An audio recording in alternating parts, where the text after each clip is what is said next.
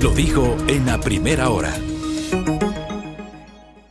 Empecemos con el comentario, porque claro, ayer se quedó otro tema en el tintero, que me lo observaba el apreciado amigo y colega periodista Néstor Aguilera, ¿no? Ecuador se une a un mercenario. Es la gran pregunta, la pregunta que hacía Néstor ayer y que va a matizar el comentario del día de hoy.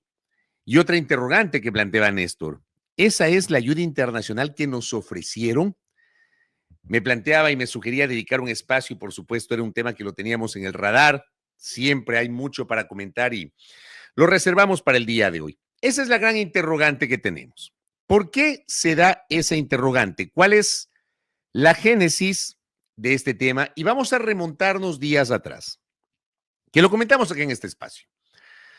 Había un pedido, una presión desde mi punto de vista absolutamente innecesaria por parte del Ejecutivo y sus asambleístas a el resto de la función legislativa para que aprueben un pronunciamiento que avale la posibilidad de que el gobierno del presidente Daniel Noboa solicite apoyo de carácter internacional, que avale una cooperación internacional en materia de seguridad. Nosotros acá bastaba con revisar primero las prerrogativas, las atribuciones que tiene la función legislativa en este rubro, los instrumentos internacionales de los cuales Ecuador es signatario, compromisos adquiridos en los últimos tiempos, tal vez el más cercano, el estatuto para la cooperación en temas netamente marítimos entre Ecuador y Estados Unidos, que fue suscrito por el gobierno del presidente Guillermo Lasso y avalado por el presidente Daniel Noboa. Pero para este caso en particular, y como la bancada de ADN planteaba insistentemente que la Asamblea se pronuncie, me parece que fue el asambleísta Ferdinand Álvarez el impulsor de un texto para este proyecto de resolución. Finalmente hubo una modificación en la redacción a partir de una propuesta del segundo vicepresidente de la Asamblea, el asambleísta socialcristiano Otto Vera, y la Asamblea se pronunció mayoritariamente. Como yo lo había dicho, un pronunciamiento netamente político que no tiene fuerza jurídica, termina siendo un exhorto, un pronunciamiento institucional de apoyo al presidente de la República.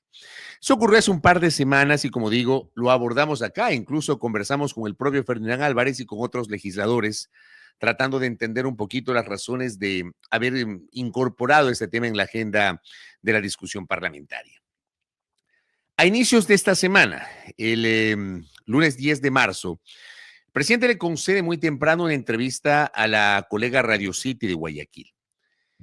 Y en un extracto de esa entrevista, por ejemplo, Diario El Mercurio de Cuenca ubicaba como parte de las noticias generadas a partir de la declaración del presidente de la República la siguiente visión periodística. A estas provincias llegarán primero las fuerzas especiales internacionales. El presidente puntualizó que el personal acudirá a las zonas más críticas del país. ¿Qué dice el cuerpo de la noticia? El presidente Daniel Noboa anunció el lunes 10 de marzo las 4 provincias a las que llegará primero el apoyo de las fuerzas especiales internacionales. Estas revelaciones las dio durante una entrevista a Radio City de Guayaquil. Según Noboa, en los próximos días, sin precisar detalles, ingresarán las fuerzas especiales internacionales en los sectores críticos de Guayas, Santa Elena, El Oro y Manabí. En ese mismo contexto fue cuando el presidente, y esto lo comentamos el martes con ustedes, hizo esta declaración en donde dijo que se iba a desenmascarar el apoyo de ciertos políticos al crimen organizado. Esto, como digo, hace 2 días fue materia de nuestro comentario. Pero de acuerdo al reporte diario El Mercurio, cito la fuente, el presidente ha hablado de que en los próximos días ingresarán fuerzas especiales internacionales en sectores críticos de Guayas, Santa Elena, El Oro y Manabí. A esta hora, creo que no hay claridad a qué se refieren, porque no ha habido un pronunciamiento gubernamental complementario que profundice este anuncio del señor presidente de la República y porque además el presidente Noboa sorprende con un posteo respecto de una reunión con un personaje que no es necesariamente conocido, seguramente para el común de los ecuatorianos y ecuatorianas. Esto posteaba el presidente anteayer en su cuenta de X. El crimen organizado ha sembrado miedo y ha creído que puede operar con impunidad. Se les acaba su hora. Empieza la ayuda internacional en el Ecuador. En reunión con @Real Eric Prince, fundador de Blackwater, hemos establecido una alianza estratégica para fortalecer nuestras capacidades en la lucha contra el narcoterrorismo y la protección de nuestras aguas de la pesca ilegal. No hay tregua, no hay retroceso. Vamos adelante. Ese es el post que publicaba el señor presidente de la República en su cuenta de X, anunciando esta reunión con un personaje que, como digo, no es que el común de los ciudadanos lo conocemos. Entonces, claro, algunos medios colegas ya empezaron a publicar notas periodísticas para tratar de que sepamos de quién se trata. ¿Quién es Eric Springs? Un ex militar estadounidense que se reunió con Daniel Noboa. El portal web de la cadena de televisión Ecuavisa lo explica. Eric Springs no es un hombre desconocido para quienes siguen de cerca los acontecimientos militares a escala mundial, que no somos del común de los ciudadanos, ¿no? Es el fundador de Blackwater, una de las empresas militares privadas más grandes del mundo. En esta ocasión, su nombre se volvió tendencia en Ecuador, dice la nota de Ecuavisa, por su reunión con el presidente Daniel Noboa. El primer mandatario dijo que hizo una alianza estratégica con Prince para fortalecer las capacidades de las fuerzas locales en la lucha contra el narcoterrorismo y la protección de nuestras aguas de la pesca ilegal. Lo acabamos justamente de dar cuenta en ese post del señor presidente de la República. ¿Pero quién es? ¿De quién se trata? Eric Prince es conocido por haber fundado Blackwater en 1997. Ahora la empresa lleva otro nombre, ¿no? El nombre de Academy. Empresa de seguridad privada que vendió a un grupo inversor en 2010 y que estuvo implicada en graves denuncias de violaciones a los derechos humanos durante la invasión estadounidense en Irak. Prince volvió a salir a la luz recientemente tras las elecciones presidenciales de Venezuela, cuando fue uno de los impulsores de la plataforma Ya Casi Venezuela, que buscaba reunir $10 millones para el restablecimiento de la democracia en el país caribeño. En agosto pasado también se reunió con el presidente de El Salvador, Nayib Bukele, y visitó el Centro de Confinamiento del Terrorismo, CECOT, la famosa cárcel de máxima seguridad del país centroamericano donde están presos miembros de las pandillas. Ecuavisa, aparte de esta nota que acabo de presentar, también publicó un reportaje. Vamos citando, como siempre, la fuente a referir cómo Ecuavisa nos presenta este personaje, Eric Prince, que, digamos, ha generado una serie de suspicacias y dudas en las últimas horas, y otra vez no hay mayores explicaciones por parte de las autoridades del gobierno del presidente Noboa. Daniel Noboa se reunió con Eric Prince, fundador de Blackwater, en 1997. Esta es una empresa de seguridad privada que se convirtió en una de las más poderosas del mundo. La historia de Blackwater se divide en dos. Fue el ejército privado de más rápido crecimiento del planeta y se enfocó en la capacitación de fuerzas del orden y la seguridad privada, como proteger a los principales funcionarios estadounidenses en zonas de conflicto. La empresa estuvo implicada en graves denuncias de violaciones de derechos humanos durante la invasión estadounidense en Irak, cuando mercenarios mataron a 17 civiles en Bagdad en 2007. Blackwater, calificada por actuar con total impunidad, cambió de nombre. Desde 2010 es Academy. Un consorcio de inversionistas compró la empresa y puso fin formalmente al rol operativo y administrativo de Eric Prince. Prince ahora se dedica a dar asesorías en temas de seguridad, en resolución de disputas, operaciones de rescate terrestres, marítimas y aéreas.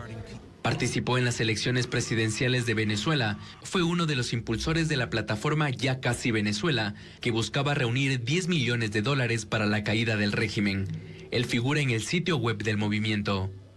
Eric Prince se reunió en agosto de 2024 con el presidente de El Salvador, Nayib Bukele, y visitó el Centro de Confinamiento del Terrorismo, la famosa cárcel de máxima seguridad del país centroamericano.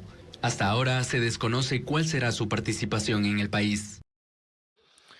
Y esto último que dice la nota de Ecuavisa creo que refrenda toda la serie de dudas que tenemos muchos ecuatorianos tras este anuncio del presidente de la República. Y claro, va de la mano con lo que ha venido ocurriendo en los últimos tiempos sobre información a cuentagotas o silencio gubernamental sobre temas que necesitan mayores precisiones.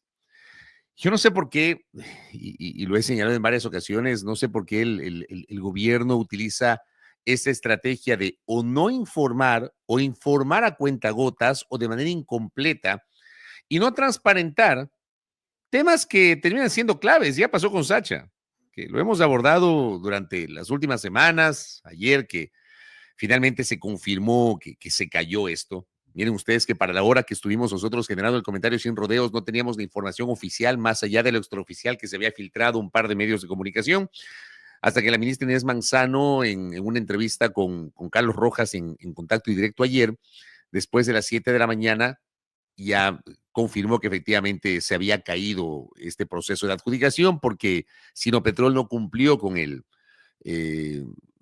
con este ofrecimiento adquirido con el Estado ecuatoriano de $1.500 millones.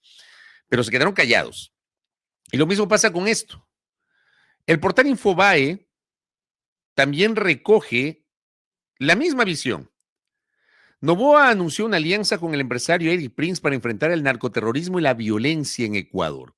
Pero el mandatario ecuatoriano no detalló los términos de la cooperación con el fundador de la firma de seguridad privada Blackwater, ni cómo se llevará a cabo la asistencia en la lucha contra el crimen organizado. Sin embargo, mencionó que el acuerdo tiene como objetivo fortalecer la protección de las aguas territoriales frente a la pesca ilegal. Pero si uno va revisando diversos portales internacionales, evidentemente el nombre de Prince está asociado a algo que también lo mencionan varias publicaciones, que tiene que ver con graves violaciones a los derechos humanos y excesos. Acá, por ejemplo, el portal DEF, portal internacional, dice: Blackwater saltó a la fama durante la guerra de Irak, dado que fue contratada por el gobierno de los Estados Unidos para proporcionar seguridad a funcionarios y diplomáticos. Sin embargo, la empresa se vio envuelta en numerosas controversias. El incidente que captó la atención de la opinión pública en todos los rincones del mundo ocurrió en el año 2007 cuando agentes de Blackwater mataron a 17 civiles iraquíes en la Plaza Nisour de Bagdad. Los resultados de esta operación paramilitar generaron un escándalo internacional y cuestionamientos sobre la regulación y responsabilidad de las empresas militares privadas. Hay una serie de cuestionamientos en ese sentido con base en este detallito que acabo de señalar. Renato Rivera Ron, quien es un analista de crimen organizado y seguridad, publicaba en su cuenta de X ayer: para quienes no conocen Blackwater, esta empresa representa la privatización más extrema de la guerra por parte de Estados Unidos. En 2007 fue acusada de graves violaciones a los derechos humanos, incluyendo torturas y asesinatos de civiles en la guerra de Irak. También se le señaló por corrupción y sobreprecios en contratos militares. Para evadir la justicia y limpiar su imagen, cambió su nombre a Academy. Para profundizar en el tema, Renato Rivera Ron publica algunos enlaces que dan cuenta justamente de estas denuncias internacionales que se han convertido en una mancha sobre el trabajo de esta empresa y del mencionado personaje que hoy está siendo muy comentado por parte de los ecuatorianos. Pero además, hay un comentario que lo quiero presentar y ojalá que en los próximos días o semanas podamos compartir una entrevista aquí en nuestro espacio con el general Luis Altamirano, ex comandante general del Ejército, que publicaba esto: realmente deplorable que a cuenta de cooperación internacional se pretenda contratar los servicios de un ejército de mercenarios. A la final, las fuerzas especiales anunciadas se trataban de una cuestionada empresa privada. ¿Es este anuncio otra venta de humo? ¿Buscan distraernos del fracaso del pretendido ordeño del campo Sacha? Presidente Noboa, en las haciendas de su familia usted puede contratar estos costosos servicios. Nuestro Ecuador necesita de una política de seguridad, no mercenarios. Este es un agravio para nuestras gloriosas Fuerzas Armadas y Policía Nacional. La errada conducción política de guerra frente a la ausencia de una visión integral, así como la deficiente asignación de recursos, sigue profundizando el caos y la desesperanza. una postura completamente crítica, la que, la que tiene el general Luis Altamirano. Eh, Acá también César Febres Cordero criticaba un post de Aparicio Caicedo, que fue asesor del presidente Guillermo Lasso en su momento. Publicaba Aparicio Caicedo, ¿no? Otro de sus posts muy polémicos, el exfuncionario del gobierno y también académico. Cuando se enteren que nuestra guerra de independencia fue ganada en buena medida gracias a la contratación de mercenarios, van a colapsar, decía Aparicio Caicedo.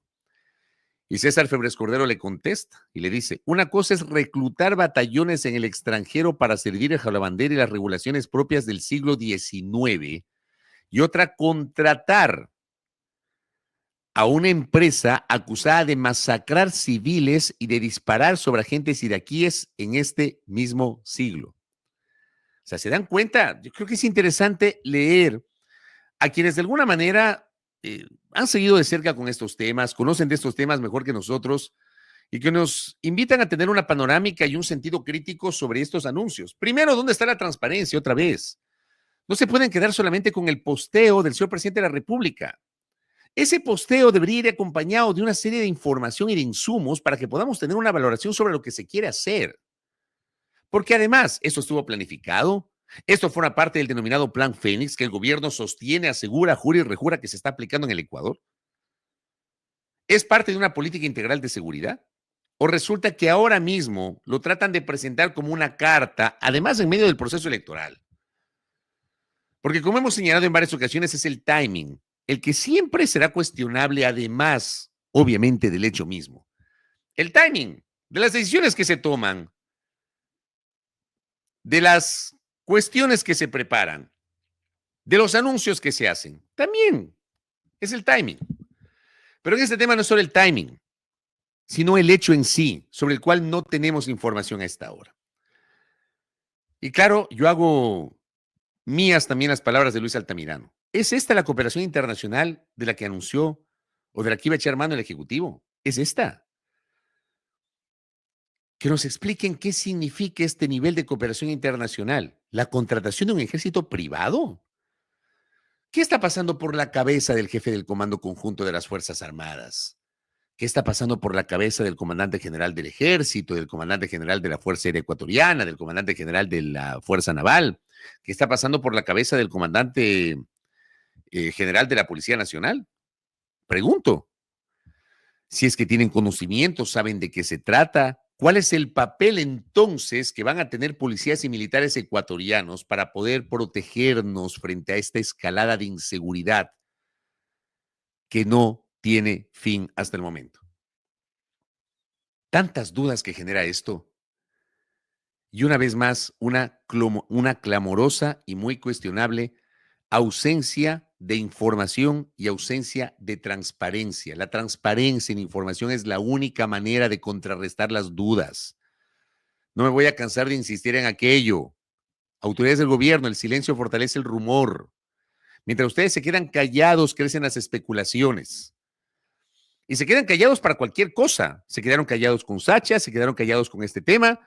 Se quedaron callados, por ejemplo, con el alcance del último decreto ejecutivo respecto de la situación de los venezolanos.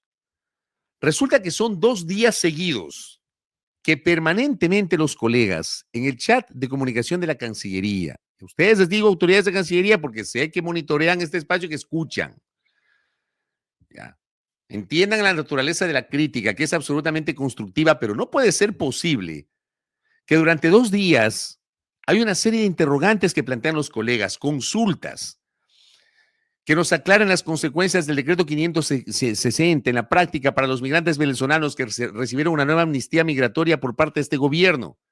Una serie de inquietudes que hacen los colegas y no responden. Desde el martes en la mañana se han generado un montón de inquietudes, postean y siguen publicando actividades de la señora canciller de la República durante su agenda en Viena, en la capital de Austria. Insisten los colegas, siguen posteando la agenda de la canciller y no responden. Simplemente es un silencio impresionante. Y por acá, por ejemplo, yo me quedé con este mensaje que escribía mi gran amiga y colega Ángela Meléndez sale de mi comprensión cómo siguen enviando material de otros temas sin resolver las preguntas que hemos hecho a lo largo del día. Esto de ignorar a la prensa no es positivo desde ningún punto de vista.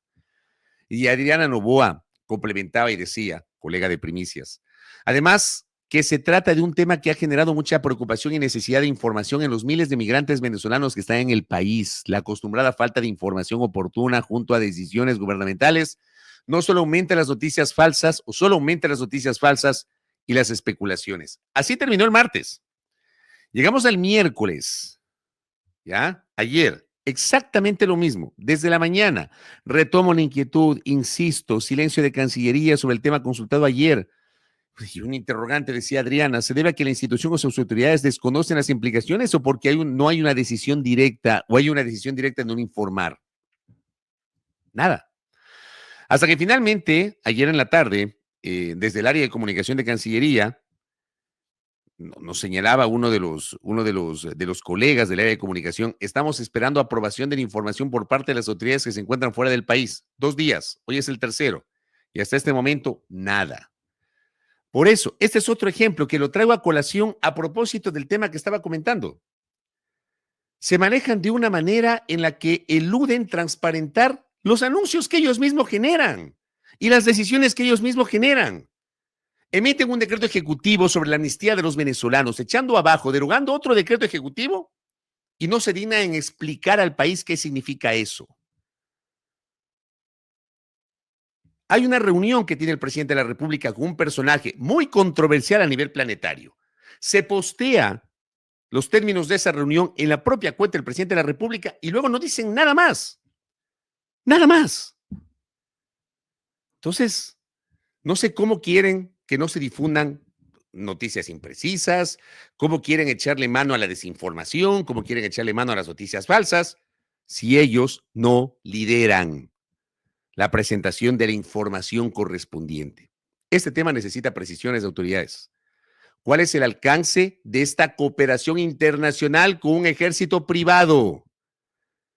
¿Y qué piensan las Fuerzas Armadas y la Policía Nacional sobre este tema? Creo que es una interrogante que ahí les dejo un poquito soltando y es el comentario justamente que hoy hemos querido generar en este espacio. Tema adicional, que tampoco podemos dejar pasar por alto. Ayer el presidente de la República, otra vez, un nuevo episodio de esta polémica con el alcalde de Guayaquil. Yo sí quiero decirles a las dos autoridades, al presidente Noboa y al alcalde Aquiles Álvarez, que entiendan que por encima de sus diferencias está una ciudad y está un país. Ayer el presidente adopta una decisión de un momento a otro que tiene que ver con la revocatoria de la administración del Parque Samanes, que estaba en manos del municipio de Guayaquil. Y decía la nota del portal Primicias, un nuevo capítulo en la pugna que mantienen el presidente Daniel Noboa y el alcalde de Guayaquil, Aquiles Álvarez, tuvo lugar este miércoles. Esta vez se trata de la administración del principal pulmón verde del puerto principal, el Parque de los Samanes. A través del decreto ejecutivo 563, Noboa dispuso al Ministerio del Ambiente realizar los actos administrativos correspondientes para revocar la delegación al municipio de Guayaquil para la administración del Área Nacional de Recreación de los Samanes. Y ponen ahí una serie de argumentos, ¿no? Que supuestamente han detectado ausencia de herramientas de gestión, falta de un registro y monitoreo de visitantes, falta de capacitación, educación y comunicación con enfoque ambiental, carencias en infraestructura y señalética, enfoque limitado en las zonas de uso público, etcétera. Según el gobierno, estos factores han puesto en riesgo los servicios ecosistémicos, biodiversidad e infraestructura turística del área, entre otras deficiencias. El municipio de Guayaquil, a través de sus autoridades, entiendo que hay una reacción de la vicealcaldesa Blanca López de la ciudad de Guayaquil muy crítica sobre este tema. Sostienen que desde que pasó, esto fue una decisión adoptada por el gobierno de Guillermo Lasso, desde que pasó la administración a manos del municipio de Guayaquil, se pudo recuperar el Parque Samanes, que durante los últimos tiempos había estado abandonado, hasta que pasa a manos del municipio de Guayaquil. En cambio, ahora el Ministerio del Ambiente asegura que hay una serie de distorsiones por las cuales, vean, le quitan al municipio de Guayaquil la administración del parque y lo vuelve a manejar el gobierno central. Más allá de los argumentos del gobierno y las críticas y la exposición de la alcaldía de Guayaquil. El tema es que este nuevo episodio se suma a otros 7 que han venido alimentando la pugna entre el presidente Noboa y el alcalde Aquiles Álvarez. El Coavisa publicaba hace pocos días varios momentos de la pugna entre el presidente de la República y el alcalde de Guayaquil. Creo que el primer momento de pugna fue esta decisión al inicio del gobierno del presidente Noboa, justo un día después de haber asumido el poder el 24 de noviembre, cuando le quita la competencia de la construcción del denominado quinto puente a la alcaldía de Guayaquil y se la deja al Ministerio de Transporte y Obras Públicas. Esto generó mucha polémica.